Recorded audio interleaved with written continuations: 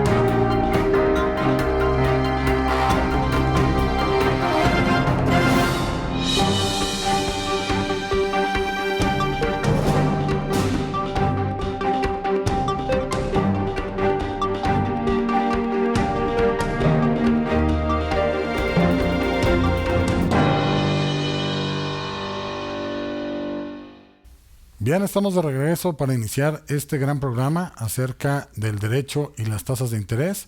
Para ello he invitado a dos personas muy brillantes, muy capaces, que bueno, nos van a platicar en torno a este tema tan interesante, porque la verdad es que mucha gente no quiere prestar porque sienten como que luego no es tan fácil el poder cobrar los intereses o cobrar la suerte principal de algún adeudo que se lleve, se preste como tal a otra persona, o incluso por parte de los bancos cuando otorgan préstamos, pues lamentablemente luego tienen que asegurarse muchísimo y con muchas garantías el poder cobrar esa cantidad de dinero que se ha prestado.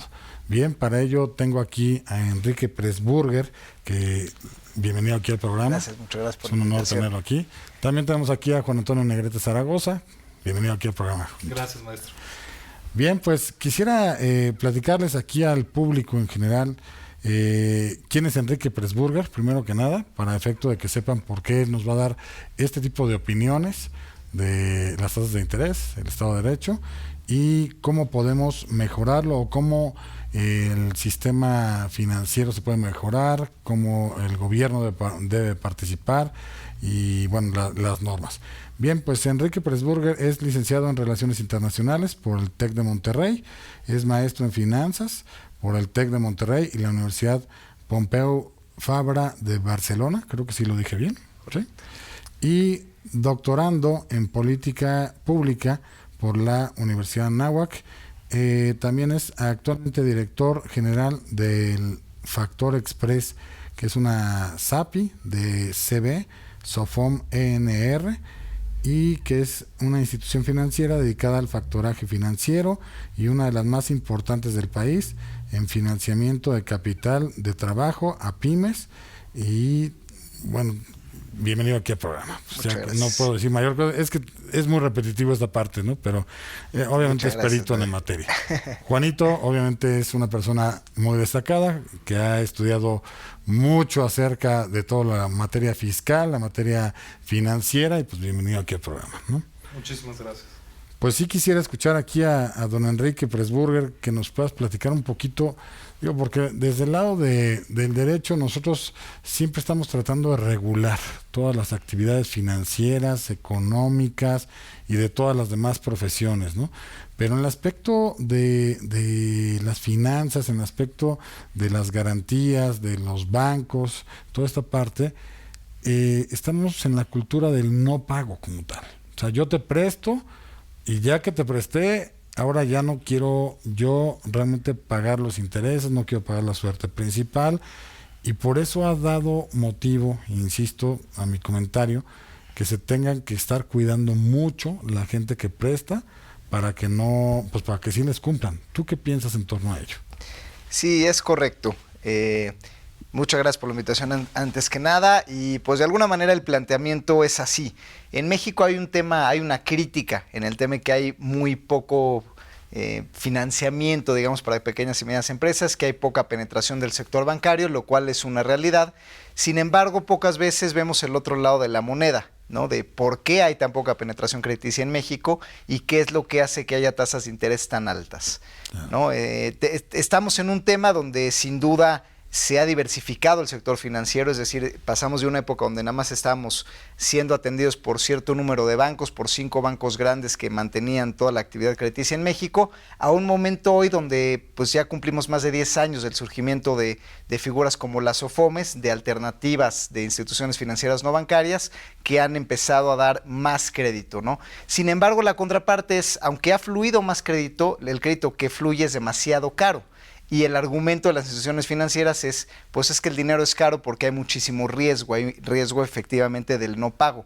Claro. Y mucho de esto, si bien tiene que ver con la cultura de no pago, que sin duda es una realidad, tiene también que ver con malas prácticas en el Estado de Derecho, no solamente en la teoría, sino a la hora de hacer prácticas las ejecuciones de garantías o poner en práctica lo que dice en la ley, que hace instituciones como nosotros y del gremio, pues muy complicado cobrar un dinero que prestaste pues también con la mejor intención, siendo que muchas veces ni siquiera es dinero propio, como el caso de las OFOMES, ¿no? Que el dinero viene pues de banca de desarrollo, de fondos institucionales, donde estás jugando con dinero pues de afores, dinero institucional, dinero de grandes fondos, que al final del día tú eres responsable por regresárselos, ¿no? Claro. Entonces sí necesitas un Estado de Derecho sólido para poder prestar a las pymes, que estas a tu vez te paguen y poder devolverles el dinero. ¿Sería sólido y práctico como tal lo que necesitaríamos en un Estado de Derecho?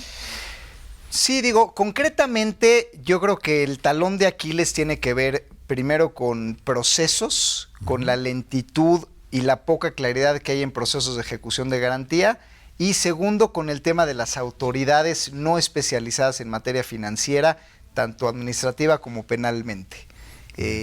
Empiezo a elaborar un poco más en ese sentido. Hoy en día existen instrumentos para tú poder asegurarte en un crédito, desde los laxos, que es un pagaré, donde pues bueno, es una simple garantía quirografaria, y estas van subiendo a nivel, digamos, pasando por una hipoteca, donde pues grabas un bien inmueble, o bien un fideicomiso hoy en día que está más en boga en el sector, donde a diferencia de la hipoteca que te puedes formar en segundo, tercero o cuarto lugar, en un fideicomiso hay una figura neutral que digamos, adjudica la propiedad del acreditado y con unas reglas de ejecución de si no paga en tiempo, y bueno, hay ciertas reglas donde la fiduciaria ejecuta el fideicomiso de una manera rápida, ¿no? Y que se abre una tercera que habría que agregar, que es la mediación mercantil, que hoy en día hace las veces de los mismos efectos que un fideicomiso, porque cierra el folio de las propiedades y hace su adjudicación más fácil, ¿no? Digamos que estos son los instrumentos en teoría entonces sería el pagaré, existen. La hipoteca, el fideicomiso y la mediación. La mediación. A grandes rasgos, es la manera en que nosotros como instituciones financieras pues nos cubrimos, ¿no? El tema de un pagaré, cuando digamos, si te vas por las instituciones que prestan de manera más laxa, con un pagaré, ¿qué pasa cuando alguien no te paga y tienes un pagaré? Primero, pues hay que iniciar la demanda, hay que iniciar el ejecutivo mercantil, buscando hacer valer el título de crédito y ver si el acreditado tiene algún miembro, digamos, alguna propiedad más bien que esté a su nombre, ¿no? Esto se dificulta porque para empezar el proceso suele ser bastante largo, la demanda tienes que notificar, y si es que hay una propiedad del aval que te firmó, pues tiene que haber los famosos emplazamientos que tienen esta figura del perito que tiene que ir a la propiedad a tocar la puerta, y puede ir hasta 3 veces, donde los desfases entre una y otra vez pues son de meses de diferencia, porque siempre están sobresaturados estos peritos, ¿no? Entonces aquí, ¿qué pasa? Que el que te la hace, o sea, realmente la persona que firmó de aval y sabe que no puso una propiedad directamente, pues digo, es fácil que, digamos, tenga la propiedad a nombre de otras personas, pero si ya tiene una propiedad a su nombre y tú la quieres embargar, son meses donde él puede acudir a artimañas, donde pues el día que vengan a mi casa, pues simplemente no salgo, o no abro la puerta, o no doy señales de que estoy en mi casa, y entonces ahí el perito va, él manifiesta, después de que ya te sacó la cita con varios meses de lucha, de que pues no está el acreditado, entonces vamos en unos meses a ver si ahora sí está en un segundo emplazamiento. Si tampoco está, pues otra vez unos meses más para el tercer emplazamiento. Y si tampoco estuvo, entonces te aplica la medida de que tienes que publicar en medios masivos, en periódicos, los edictos. Sí. Y bueno, entonces hasta ahí puedes ya empezar a tener algún efecto sobre las propiedades si es que no tiene ninguna irregularidad. Y bueno, todo esto es antes de que, pues digamos, el acreditado empiece siquiera a contestar, ¿no? O sea, digamos que puedes ir a alentar la demanda o acudir a ciertos amparos que aunque no sean conducentes, pues pueden alargar la demanda también a varios meses de duración, claro, ¿no? Entonces aquí el tema es que el proceso es eso, o sea, alguien que te firma de aval y tienes un título de crédito, o sea, el tal solo hecho de mandarlo llamar o de notificarle que está demandado es un tema de martirio que tiene muchas maneras de darle la vuelta y de extenderlo por varios meses. Y ahora si se coloca en estado de insolvencia, ¿qué vas a hacer? Claro, y digo, esto todavía falta que te conteste, falta que un juez, digamos, determine cuáles son los pasos a seguir. Y de hecho hay muchas malas prácticas en ese sentido, donde a veces los jueces se meten en el tema de las tasas de interés o se meten en el tema de si hay una propiedad con la que efectivamente te puede responder a la deuda que tiene. Muchas veces las historias llegan al punto de, oye, a mí me parece que esta propiedad es excesiva, entonces yo no quiero que sea esta propiedad, entonces vamos a replantear para ver si tiene otras, o bien la tasa de interés moratoria, pues yo no quiero que se la cobres, o vamos a replantear las tasas de interés, ¿no? O son usureras, porque ahora le llaman a esta parte, ¿no? Que son muy altas. Que son muy usureras. Que claro que hay un punto de que hay instituciones que cobran tasas de usura, o sea, de alguna manera es una realidad. Sin embargo, o sea, este fenómeno se ha dado porque justamente como con avales simples es tan complicado cobrar, prácticamente imposible de hacerte de un bien inmueble, y las demandas tienen tantos, digamos, bemoles que puedes parar con amparos, con extensiones, con contestaciones no procedentes, etcétera, que hoy en día más bien los financieros de modelos que sí son de usura, por ejemplo, como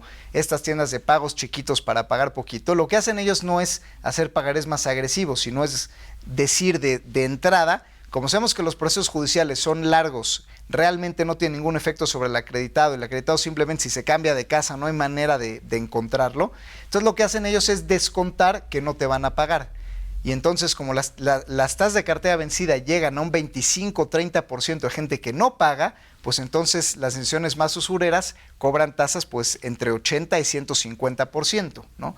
Es decir, cobran varias veces el adeudo, dado que descuentan que un gran porcentaje de la población no va a pagar y que no hay manera de localizarlos. Es muy peligroso ese préstamo. Y si ya lo localizaste, empezar a demandarlo, empezar a emplazarlo y realmente adjudicarte un bien inmueble es prácticamente, o sea, te toma varios años y es prácticamente imposible, ¿no? Y de hecho, contablemente también las SOFOMIS nos tenemos que esperar este año para poder deducir la cartera vencida, entonces también es un tema que cargan en la panza estas instituciones, que ese es otro problema ya más de índole contable, claro, el tema del fiscal, manejo de reservas contable y todo esto, ¿no? Y penal incluso, ¿no? Como tal. Vamos a una pausa comercial, regresamos. Muchas gracias.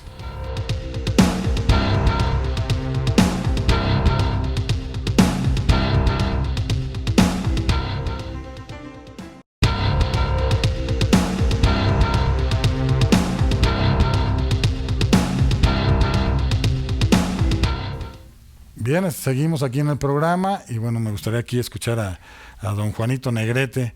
¿Qué piensas tú acerca de estos juicios ejecutivos mercantiles, de los pagarés? ¿Si será suficiente con ellos para poder cobrar un adeudo o qué haces con eso?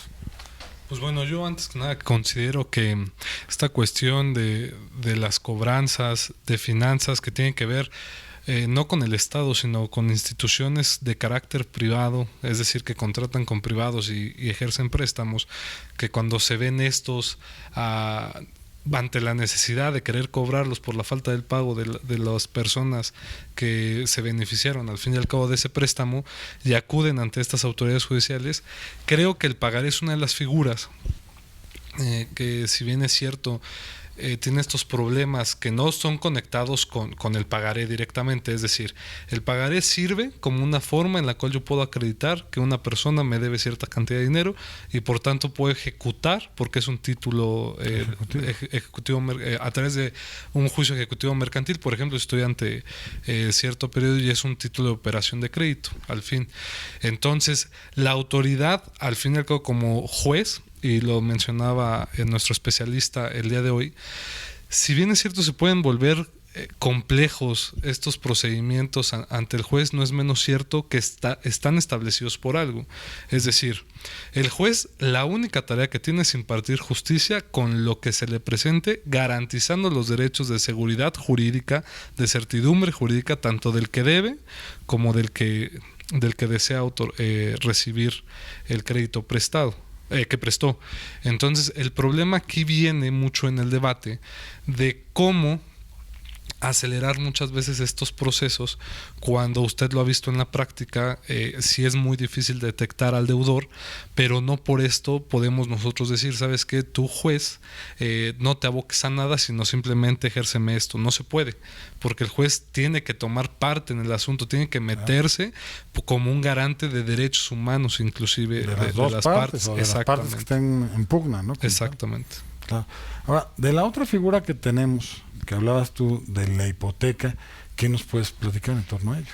Sí, igual un pequeño paréntesis, nada más retomando la última parte que dijiste antes del corte, también mencionabas algo penal. Okay. O sea, diríamos, bueno, antes de irte a las propiedades, pues sí está la vía ejecutiva mercantil, pero también existen figuras como la figura del depositario, donde hay veces que tú prestas un dinero, el acreditado cobra tu nombre, por ejemplo, en operaciones de factoraje, o bien de cobranzas delegadas de algún otro tipo, donde en teoría existiría una vía penal si es que tú le prestaste al acreditado, el acreditado cobra en tu nombre y decide no devolverte el dinero y tú puedes demostrar que efectivamente pues el dinero era tuyo establecido en contrato, ¿no?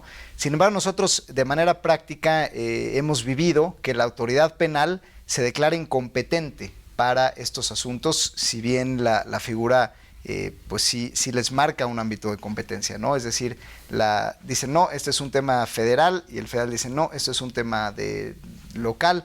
Entonces se pasan la bolita y realmente otra consecuencia es esa, o sea, que la gente que hace fraudes abiertamente, con información falsa, quedándose con el dinero, falsificando IFES, falsificando empresas, etcétera. Hay diferentes fraudes, que hay desde los fraudes más sencillos, que digamos pues es un tema donde falsifico documentos y pues la entidad financiera no se dio cuenta, hasta fraudes más sofisticados donde sí mi empresa existe, cobré en tu nombre pero decidí no regresarte el dinero, ¿no? En todo este tema de fraudes realmente es muy difícil que siquiera te abran el caso, ¿no? O sea, los casos se llegan a ir a expedientes muertos, es rarísimo que tenga un citatorio el acreditado por este tema, y por eso es que también ha aumentado tanto el tema de fraudes y ciberdelitos en tema financiero, porque realmente ejercerlos es prácticamente imposible, ¿no? Entonces, no solamente la autoridad financiera, digamos, es ciertamente lenta y burocrática en procesos, sino que la parte penal es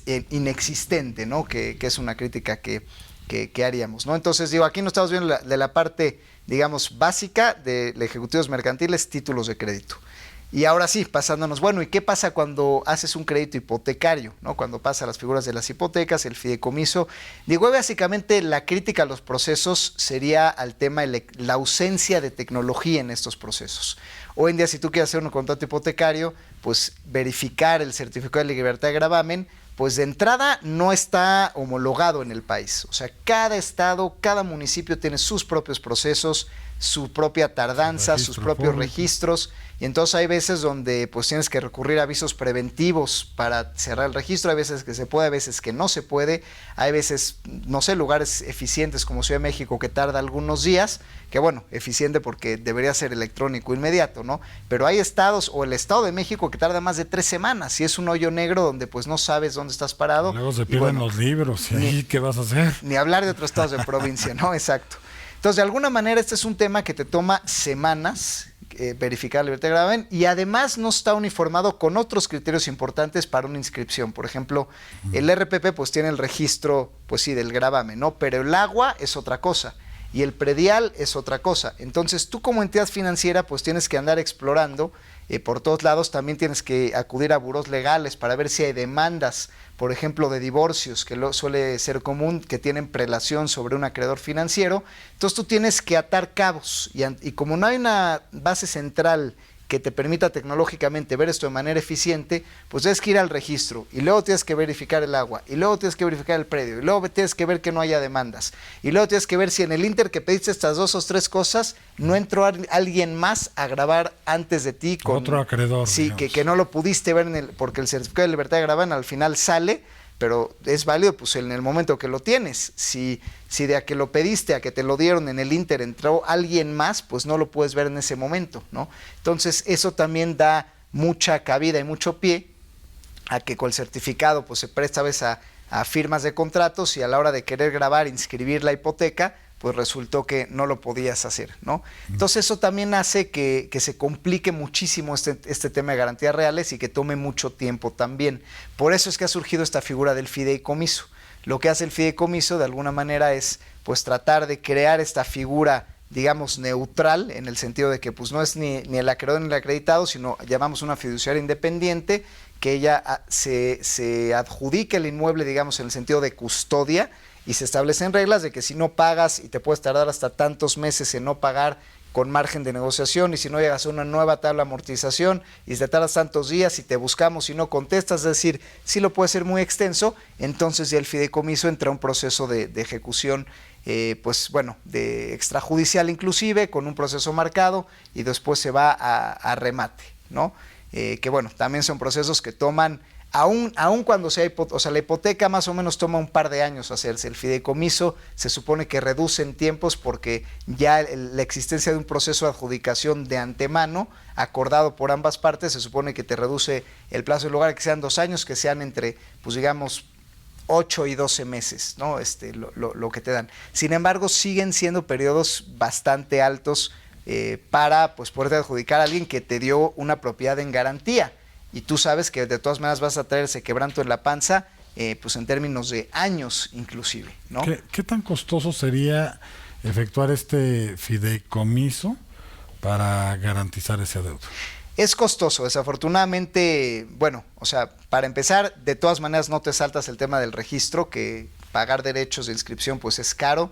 También tiene que haber involucrado un notario público en el proceso, lo cual también, como te cobra una fracción del crédito total por ratificar el convenio, pues también es muy caro, esa es otra crítica que habría que hacernos. El ratificar convenios de propiedades no tiene por qué tener relación con la parte de que tú le prestas, pues el notario al final va a avalar la existencia de una firma, no tendría por qué pues llevarse una tajada del tamaño del crédito. O sea, a mí no me hace sentido, pues digamos, como acreedor empresario, pues que me dedico a esto, no me dedico, no. Pero además el fideicomiso, evidentemente, al ser una tercera parte, suma a los gastos del notario del registro, pues los gastos de esta tercera figura por la constitución del mismo y las igualas mensuales por la administración del fideicomiso, que aunque puedan ser no onerosas, pues al final le sigue sumando, ¿no?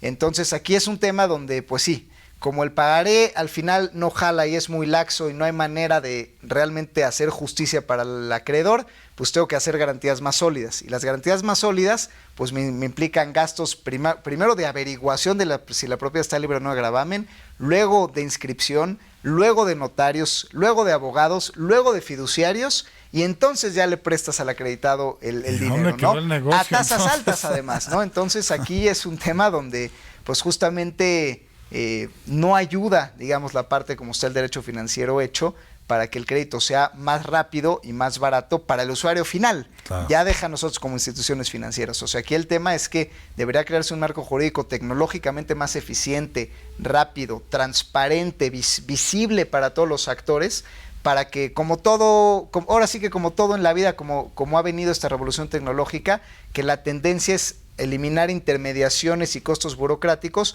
para que el usuario final pueda llegar con el comprador, ¿no? Entonces, así como el comercio electrónico de Amazon, digamos, eliminó la necesidad de grandes tiendas departamentales, grandes intermediarios, el comisionista, el que le compra, le vende, hoy en día un portal de internet te permite que el fabricante directamente le venda al consumidor final con un portal de internet.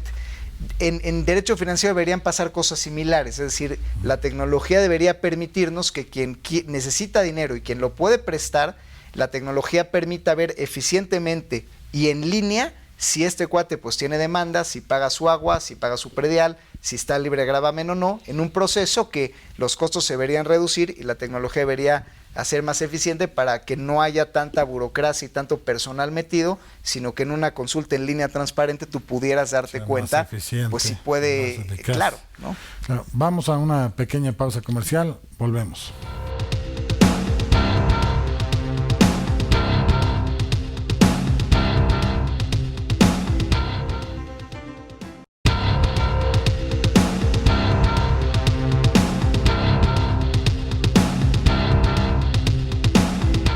Bien, estamos de regreso y bueno, nos quedamos platicando pagarés, hipotecas, fideicomisos y Juanito nos va a opinar, a ver qué piensa de torno a todas estas figuras.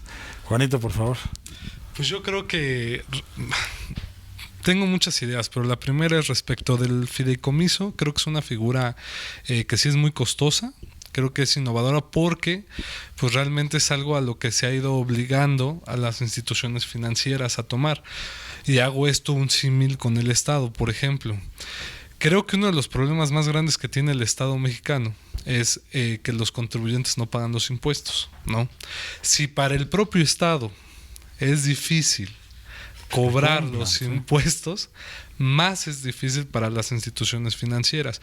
Aunque quiero que sirva el foro para decir que internacionalmente, por ejemplo, con los estudios de comparaciones de países que han hecho en los últimos años, México ocupa el 6º lugar de facilidades de otorgamiento de crédito en comparación a otros países. El problema, sí es cierto, somos de los últimos países con cultura de pago. Entonces, ¿qué lleva esto a crear, como decía nuestro especialista, fideicomisos que más que buscar una forma de poder cobrarme más rápido, pues al final voy a obtener pues una ganancia muy poca por todas las erogaciones que tengo que hacer previas a esto? La mediación como figura que también no es muy...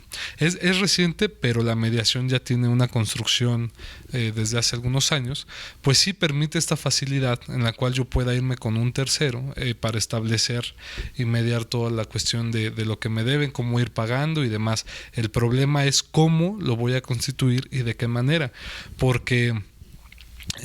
hasta fiscalmente podrían entrar ahí también en disputas, porque recordemos que si bien es cierto yo puedo generar que obtuve un préstamo, para el otro es un ingreso que tiene que acreditar cómo se obtuvo. Si yo lo meto a un fideicomiso donde va a haber más partes que van a ir cobrando respecto de desde este crédito todos total, paguen sus impuestos. No, va a repercutir una confusión que a la larga pues puede ser hasta más tormentosa, creo yo, que irnos a un proceso judicial.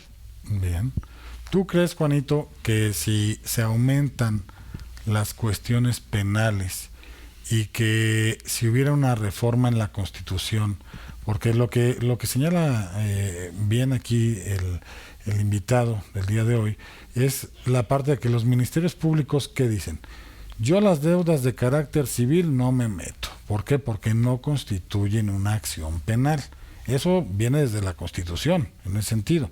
Por eso no quieren meterse, porque dicen, eso vete a verlo a los tribunales como tal. No voy a perseguir yo algo porque no hay un delito como tal. Entonces no se quieren meter, salvo que haya algún fraude específico, genérico y demás. Pero si se aumentara esto en la Constitución, se cambiara esta parte y hubiera una penalidad mayor, ¿podríamos ahora sí los mexicanos cumplir con esa parte o seguiríamos en la cultura del no pago? ¿Qué piensan ustedes? Yo creo, maestro, que no sería un aliciente. Se ha comprobado que aumentar las penas no desmotiva que la gente siga evitando prácticas ilícitas para no pagar. Claro. Por ejemplo, vamos a meternos al ámbito fiscal. ¿Por qué me meto al ámbito fiscal? Porque creo que es lo más... Lo que puede ser más explicativo respecto de las instituciones financieras en esta cuestión de los pagos.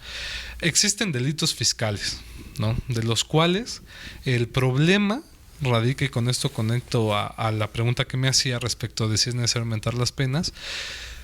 La pena de los delitos fiscales sí aumenta, pero esto no es el incentivo para que las empresas dejen de hacerlo, sino el incentivo es que al momento en que se suba esto, yo especialice tanto a mi Ministerio Público en estos temas, como también creo otras medidas para poder constituir el delito. Porque le pongo este ejemplo: si en una institución financiera se comete un fraude o alguna forma de que podamos nosotros ejercer penalmente una acción para castigar al que no paga, el problema va a ser de qué manera encuentro las pruebas, cómo el Ministerio Público las va a recabar.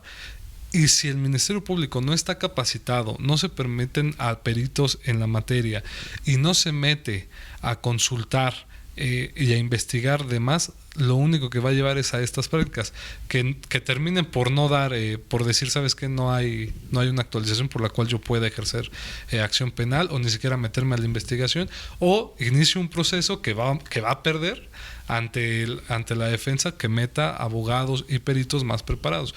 O sea, volvemos a lo mismo en cuanto a que la institución financiera, si bien es una institución, pues a la vez también se ve vulnerada como cualquier otro particular ante las malas prácticas que llega a tener el Ministerio Público. Entonces yo creo que no necesariamente son que aumenten las penas, sino más bien que haya más casos que se resuelven satisfactoriamente penalmente por un Ministerio Público preparado. Eso hace que automáticamente la gente entonces sí piense bien la planeación que va a hacer si es que no va a pagar, ¿no?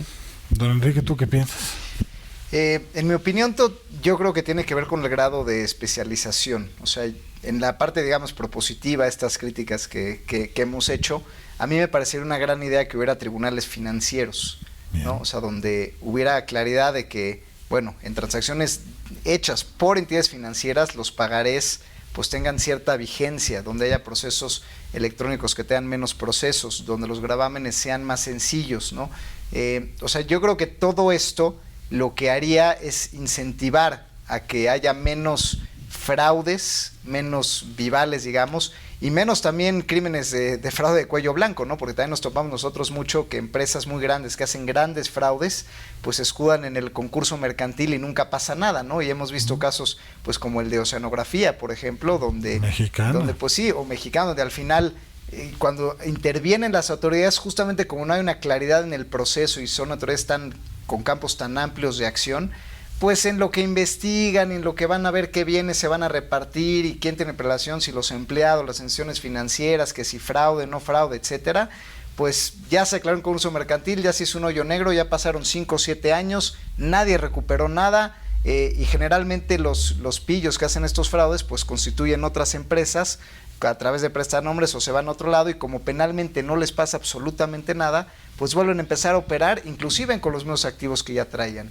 Entonces, al final del día, pues un quebranto, o sea, un fraude, un quebranto, el no cumplir con un pagaré, el que pongas una propiedad en garantía y no pagues, o sea, todos esos procesos deben hacerse expeditos, especializados, o sea, tiene que haber tribunales con jueces competentes en materia específicamente financiera, así como hay tribunales civiles que ven casos de divorcios con gente especializada. ¿Por qué en finanzas no replicar y no hacer lo mismo? Y esto al final, a la larga, lo que va a hacer es que si funciona, digamos, la impartición de justicia para quien presta dinero y entonces empieza a ver que los fraudes son menos, esto va a hacer que las tasas de interés pues también al consumidor final pues tendrán que empezar a bajar, porque en teoría la relación siempre en finanzas pues es riesgo-rendimiento. Ante mayor riesgo, pues mayor rendimiento pierden los inversionistas, que dicen, como no hay seguridad y sé que cualquier cosa no hay manera de cobrar, pues tengo que cobrar una tasa de interés alta. Pero si hay un tema donde, pues digamos, como en países desarrollados, en Estados Unidos, donde máximo en 3 meses tú te adjudicas una propiedad, pase lo que pase, donde el tema de cesión de facturas, por ejemplo, de derecho de cobro, es un tema completamente regulado con seguros de crédito, donde obligatoriamente en una cesión de derechos el cliente final tiene que pagar directo a la institución financiera. O sea, digamos, cuando todo esto se moderniza, esto hace que se reduzcan intermediarios, se reduzcan necesidades de inscripciones, esto y todo eso que han dicho correctamente que inflan los costos. Entonces, al final del día, al acreditado le llega una tasa más baja, que eso a su vez hace que pueda tener mejores inversiones en su negocio, o coches más baratos, o casas más baratas, que les sobre más dinero para consumir, que las tarjetas de crédito también bajen en consecuencia, y entonces esto todo te impacta en un mayor poder adquisitivo y en una menor inflación. Es decir, no es un tema menor el tema de derecho financiero. O sea, al final pareciera que es un tema de acreedores solamente. Pero si tú llevas la cadena mejor derecho financiero, menos riesgos para acreedores, más entonces flujos de dinero para la gente, más crédito para menores todos, costos de tasas de interés, más dinero sobrante, más inversión productiva y más poder adquisitivo. Es decir, sí, las consecuencias yo las vería de un alcance mayor, y si bien coincidiría con Juan en que a lo mejor las penas no es la panacea, sí lo es por el otro lado el tema de una claridad en el proceso con autoridades especializadas. Bien, vamos a una pausa comercial, regresamos. Muchas gracias.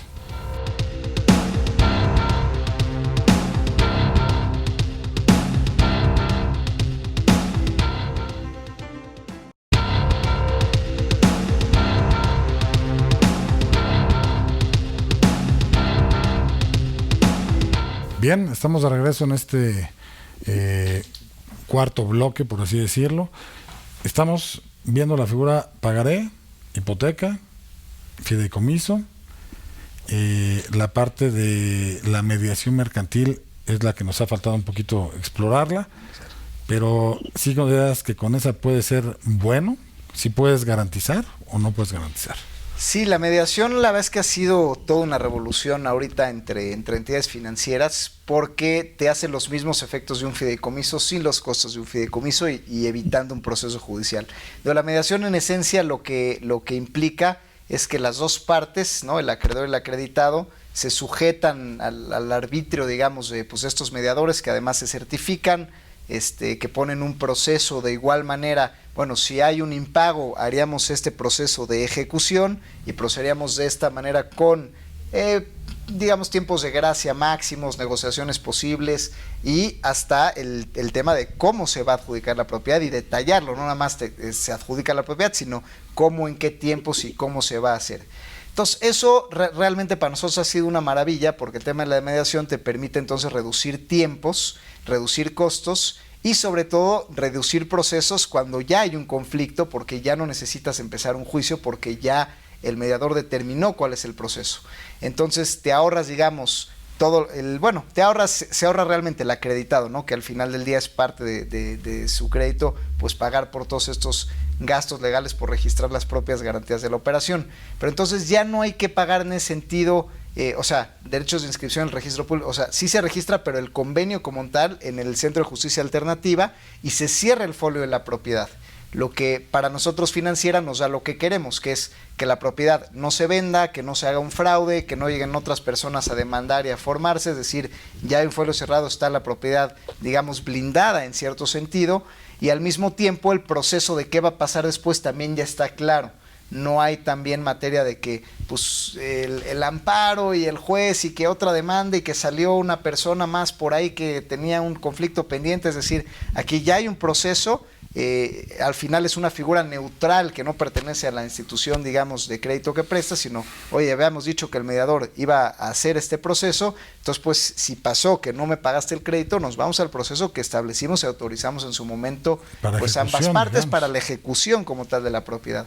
Entonces eso ha permitido que los únicos gastos inherentes a la transacción pues sea como tal la inscripción del convenio ante el Centro de Justicia Alternativa, sin necesidad de un fiduciario, sin necesidad del RPP, del certificado. O sea, todo digamos, este tipo de cuestiones que suelen ser bastante caras. Ya no hay cuotas tampoco mensuales de administración de algún fideicomiso. Entonces, de alguna manera, sin duda, agiliza, es mucho más rápido, mucho más claro, transparente, es una figura neutral. También al final el acreditado se puede defender ante cualquier abuso que haga una institución financiera, porque pues están claros los términos de la tasa, de la tabla de pagos, de los términos de adjudicación de la propiedad. Entonces, de alguna manera es más transparente para todos, y estos mediadores pues han hecho, digamos, esta especialización que falta en los tribunales, la han absorbido los mediadores de facto, ¿no? Ante la ausencia de un tribunal especializado, son ellos los que pues han visto cómo, pues ahora sí que han ganado terreno y han empezado a ganar chamba, ¿no?, en este sentido. Juanito, ¿tú qué piensas en torno a la mediación? Uno, y como buen fiscalista, que te encanta el derecho fiscal, si está grabado ese inmueble por esta mediación o está cerrado esta parte de la mediación, el folio y todo esto, ¿qué pasaría con los adeudos fiscales? ¿Están por encima de este tipo de deudas o están igual o están por abajo? Bueno, respondiendo a la primera pregunta, ¿qué pienso de lo de la mediación mercantil en este caso o esta mediación en torno al sistema financiero? Creo que, si bien es cierto, es una oportunidad por la cual los particulares, como sabemos, pueden allegarse en la mediación para resolver conflictos de una manera más pronta y expedita. Si de por sí exigimos que en los jueces, como decía nuestro especialista, se especializaran en este tema, creo que el mediador tiene una tarea más difícil todavía, porque tiene que especializarse más, simplemente por el ámbito de que debe de resguardar también los intereses de ambas partes. En este caso yo no he visto en la práctica ahorita cómo se lleve una mediación de índole financiero con una entidad financiera. Sería bueno ahorita si nos pudiera narrar su experiencia personal más a fondo en esto. Y respecto a poder garantizar el mueble, respecto a la fiscalidad que tiene el Estado para poder cobrarse los adeudos tributarios, yo considero que primero ningún acto de prelación de los particulares está por encima de la prelación del Estado, ¿no? Es decir, primero son los créditos que tenga el Estado y después de los particulares en materia tributaria. Entonces, suponiendo que hay un crédito fiscal, que esta persona, en el ejemplo un particular, contrató con una institución financiera, recibió un préstamo y lo debe, pero a la vez debe también un crédito fiscal que le debe el Estado. El Estado lo primero que va a hacer es: te cito porque te voy a notificar un adeudo de un crédito fiscal. Posteriormente, el particular va a tener ciertos plazos para poder decir, ¿sabes qué? Estado, ofrezco una garantía o meto un medio de impugnación, que a la vez, si es el juicio de nulidad, tengo que garantizar. Si es el recurso de revocación, no, pero a posterior. O puedo decir, no, ¿sabes qué? Estado, tú cóbrate a través del PAE, ¿no? Del el procedimiento administrativo de ejecución, en el cual yo le digo al Estado cómo cobrarse, pero el Estado no puede llegar y decir, ¿sabes qué? Me debes tanto, me voy por tu inmueble. O sea, va por grados. Entonces yo creo que no sería una problemática en la mediación si se garantiza, por así decirlo, el inmueble como forma de pago. ¿Por qué? Porque son dos cuentas que van diferentes a la vez a una misma persona. ¿Y en la materia familiar? En la materia familiar, si se debieran pensiones alimenticias.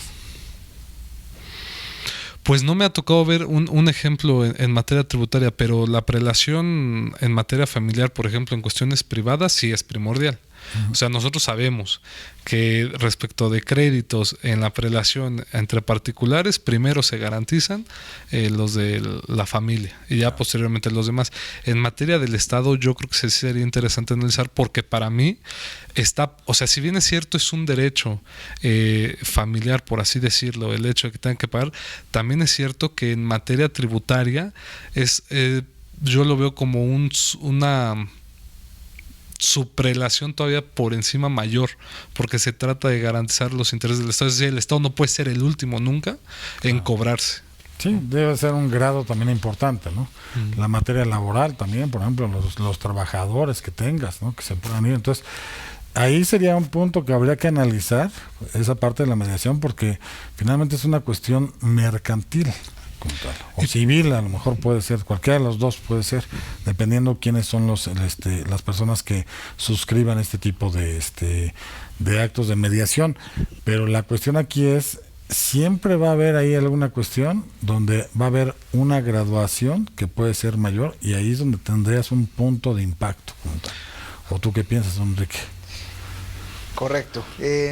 Sí, digo, al final yo creo que es todavía un mecanismo que se va a explorar. El chiste es tratar de digamos que hacer la ingeniería jurídica o financiera para tratar de dejar todo agarrado, ¿no? Pero sí es necesario que todos sepan cómo lo pueden manejar para efecto de pues de que no van a decir, oigan, es que ustedes me hicieron esta recomendación y pues me salió alguien más abusado, ¿no? O alguna cuestión ahí y perdí todo, ¿no? Entonces, para que también la gente sepa que puede haber ahí alguna cosa que necesitan también cubrir de alguna forma, ¿no? Claro, tiene sus asegúnes, digo, algunos son pues justamente esto, que puede haber predaciones, otro es que no en todos los estados de la República se cierra el folio con la mediación, a veces el convenio se inscribe y ya, pueden seguirse formando actores detrás de esta, y bueno, y también que, o sea, de lo que me decían de experiencia práctica, hemos tenido casos donde como no especificamos explícitamente el proceso de ejecución, aunque se mencionaba, si no se desarrolla de manera muy a detalle, pues también es improcedente, ¿no? Claro. Y le tienes que ir a las reglas de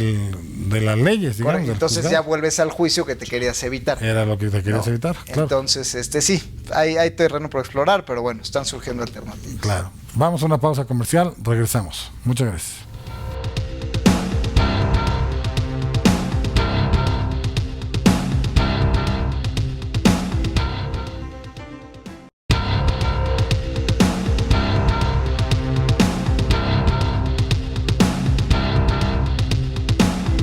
Bien, estamos de regreso en este último bloque de este gran programa.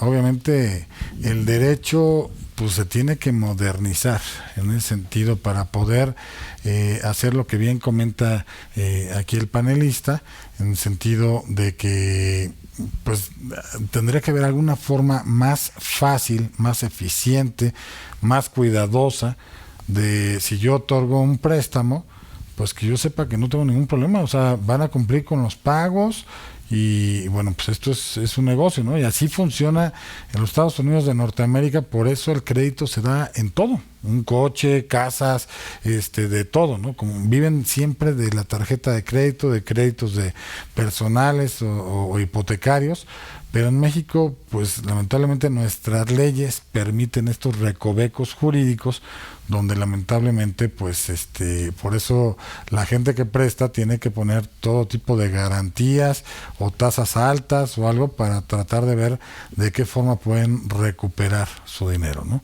Ahí la cuestión, no sé, en tu experiencia, don Enrique, ¿tú has visto de qué forma de las 4 que hemos platicado, pagarés, hipotecas, fideicomisos y la parte de la mediación, tú ya aplicas, supongo que la mediación?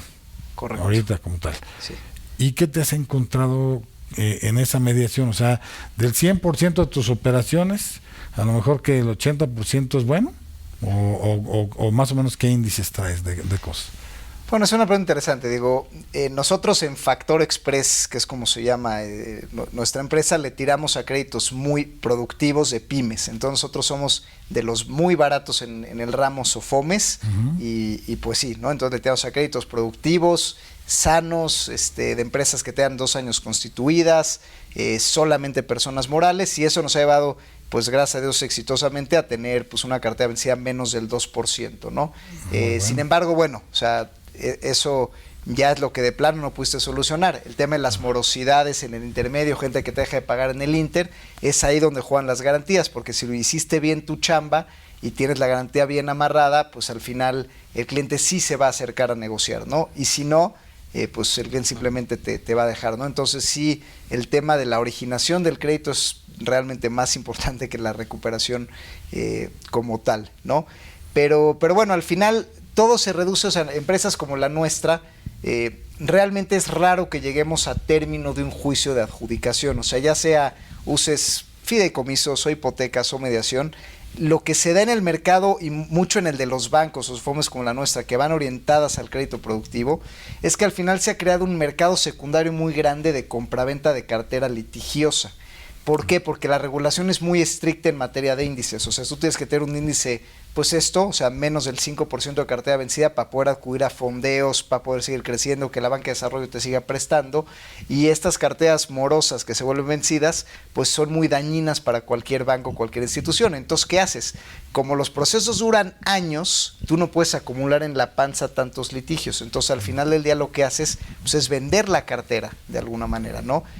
Obviamente es una venta donde pierde dinero la institución financiera, pero pues es preferible castigar una cartera hoy a irte con el litigio con la esperanza de recuperar 2-3 años, ¿no? Que te pueda afectar eso de manera global a la institución.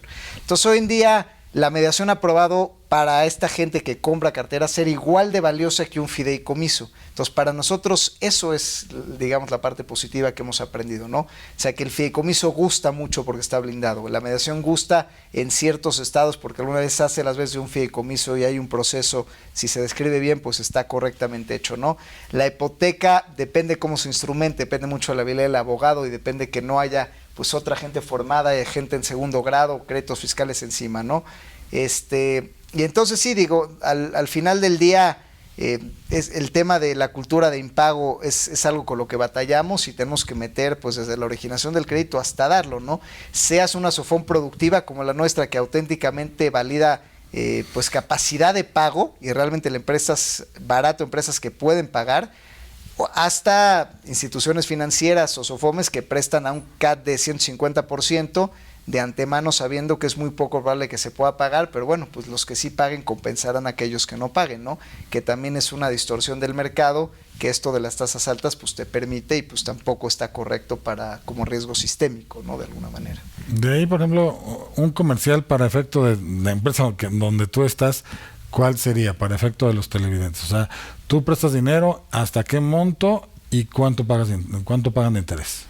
Bueno, nosotros en Factor Express, o sea, el comercial sería si digamos, ustedes son empresarios serios que llevan dedicándose a un negocio, pues ya por cierto tiempo, tienes bien hechos tus estados financieros y te portas bien en buró, en Factor Express vas a encontrar los créditos más baratos en el mercado en relación al mercado de SOFOME. Nosotros tenemos tasas del 18 al 24% anual, es decir, competimos contra los bancos y estamos en un grado de SOFOMES de las baratas. En una semana resolvemos también los créditos, cada semana tenemos comité de crédito y hacemos productos muy flexibles y muy a la medida, ¿no? Lo que pedimos en reciprocidad es justamente eso, ¿no? Como nosotros le tiramos a un mercado digamos, de bajas tasas, pues tratamos de minimizar los riesgos. Entonces, sí es importante para nosotros, pues contar con un aval real que tenga garantías, con estados financieros que no estén quebrados y en pérdidas, porque mucha gente se escuda en la estrategia fiscal y pues no se trata de eso. O sea, nosotros sí pedimos estados financieros, sí pedimos buen comportamiento crediticio y sí pedimos garantías reales. Entonces, al final, la lección que damos nosotros es, queremos que los empresarios serios hoy en día sí tienen alternativas de encontrar financiamiento barato en México, ¿no? Pero hay que portarse bien, hay que hacer la tarea de toda la vida en financieros, en buró y en garantías. Porque si te portas mal y no tienes bien tus garantías, no tienes bueno el buró y no tienes bien tus estados financieros, pues vas a caer en esta red, digamos, de altísimas tasas de interés que de alguna manera sigue y seguirá existiendo justamente por la poca operatividad del Estado de Derecho en materia financiera en México. Bien. Juan, un último comentario porque nos quedan pocos minutos para terminar este programa. Pues yo como último comentario decir algo que han llamado como la ecuación del comportamiento financiero, ¿no? Es decir, mientras haya más personas que no quieran responsabilizarse de sus obligaciones, crean por las otras partes más mecanismos de protección y vuelven más difícil el otorgamiento de créditos. Entonces, ¿cuál es mi recomendación? Yo creo que hay que hacer una verdadera planeación financiera. Creo que hace falta mucha cultura de finanzas en México. Tanto personales como de crédito. Exactamente. ¿No? Como tal, ¿no? Entonces es la única manera en que esto puede avanzar. Y sí apoyo también mucho la moción del maestro Enrique respecto de que debemos actualizarnos ya a las cuestiones tecnológicas que se avecinan y debiera no solo el buró de crédito, que fue una figura que se creó también para denunciar y alertar a las instituciones que otorgan créditos de las personas que no pagan, sino debería haber más mecanismos sencillos que pudiera yo como institución financiera poderme dar cuenta si la persona a la que pretendo yo o que pretende recibir un crédito puedo otorgárselo o no, porque ese también es otro problema, que las instituciones financieras muchas veces parten de en una oscuridad de que no saben realmente hacia dónde van a parar, ¿no? Y este es el riesgo. Entonces hay que trabajar en esa parte como Estado. Bien, pues lamentablemente se nos ha agotado el tiempo de este programa, no el tema, porque pues el tema da para esto y para mucho más, y ojalá y de verdad nuestros legisladores, la gente que está viendo este programa, de verdad aplíquense a mejorar sus, digamos, sus finanzas personales, a no pedir créditos por pedir nada más, sino que sepan que sí tienen que cumplirlos, que tienen una obligación de cumplir para que este país pues cambie toda esta cuestión y pueda haber más créditos y sea mejor para todos nosotros.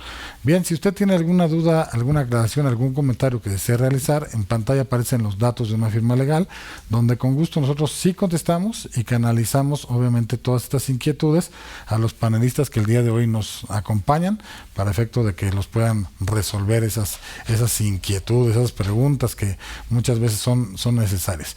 También les recuerdo cuáles son nuestras redes sociales. En YouTube nos encuentran bajo el nombre Justicia para Todos, donde pueden ver más de 160 programas que tenemos a lo largo ya de casi 5 años de este programa de Justicia para Todos, donde conocen obviamente todos sus derechos, obligaciones, temas polémicos, temas de gran interés, como es el del día de hoy.